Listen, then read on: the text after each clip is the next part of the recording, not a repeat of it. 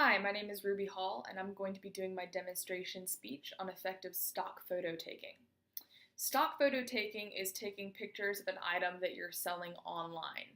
Most Americans, according to BigCommerce, approximately 70%, shop online. Most of those go to Amazon first. On Amazon, although many products within the same category may be listed separately or under different brand names, they're actually the same item, just labeled differently.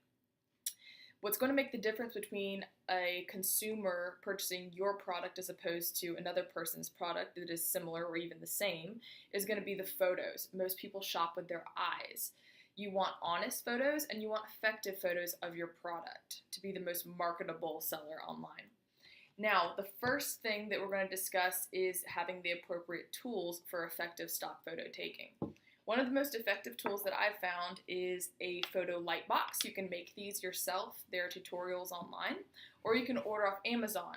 This small photo light box I ordered off Amazon, and I find it to be an effective tool. I'm going to plug it in for just a moment, and as you can see, it's filled with LED lights. The reason you want LED lights, and many of them from multiple angles, is so that you don't have any shadows on your product.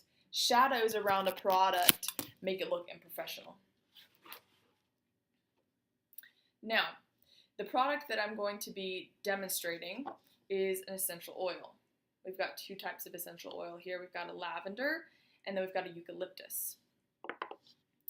Now, choosing your background for your photo. You want to make sure that your color background for your photo is solid and that it contrasts well with your bottle.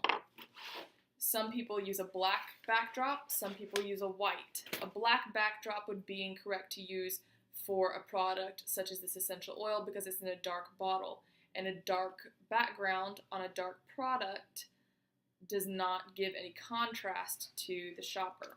You want something that's going to stand out and make a person click on your post. So we're going to use a white backdrop. You're going to take three types of photos for your product. One is going to be your in-use photo, and that's going to be with an individual actually using your product. With an oil, that would be a photo of a person getting a massage, someone dripping the oil on their hand, someone rubbing it in, etc., etc. That's going to be one of the photos you use. Another photo you're going to use is a size comparison photo. Often the volume of a product is not sufficient information for a consumer to purchase. You want to have a visual representation of the size. An incorrect visual representation for size would be something too complicated, like a pen. We would not use a pen for a size comparison with oil because you have multiple textures and multiple colors, and it detracts from the product itself. Another incorrect example would be something like a spool of thread. If I took a photo with a spool of thread next to my oil, a person might think they're getting a 3-ounce bottle or a larger bottle because the average spool of thread is rather large. This is a mini spool of thread. If I post these together, you're going to have a low level of customer satisfaction because they're getting a small bottle when, because of the size comparison photo, they thought they were getting a large one. It's part of honest marketing. A good item to use for size comparison is a coin. You want to use an item that's solid in color, that's a simple shape, and that's something that everyone is familiar with. Everyone in the United States knows what a quarter looks like. It knows its approximate size. And if you take a photo of a coin next to a small product, it gives them a good visual representation for the size of your product. Your last photo, and your most important one, is going to be the actual stock photo that's representing your item. This is going to be the first one they use, your thumbnail. What's important for your thumbnail is that you have the item enhanced, not by editing, but by a background item. And the background item you want to choose based on what you're marketing your item for. For instance, we have our lavender oil here. Lavender oil is marketed as being therapeutic and relaxing. The color that most consumers associate with the item being therapeutic or relaxing is lavender. It's purple, like the color of my shirt. So it'd be a wise idea to get something purple to use in the marketing of an item that's meant for those purposes. You also want an item that has the same theme as the item that you're selling. For instance, the big marketing point on this oil is that it's all natural. It's organic. With an organic item, you want to use an organic substance or an organic themed assist in your photo. An example that I have here is a little geode. It's good to use something like a geode because it's natural, it gives off the sense of healing and well-being, and it's purple, which is our theme color. However, the mistake that a lot of people make, and the one that you want to avoid, is the size comparison.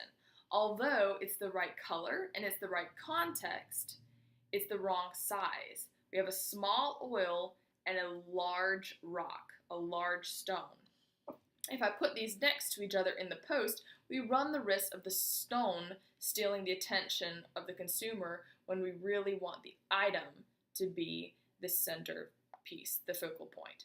If you're going to use a large item, it's important that you place it far enough in the background to where it's slightly blurred and your item steals the spotlight.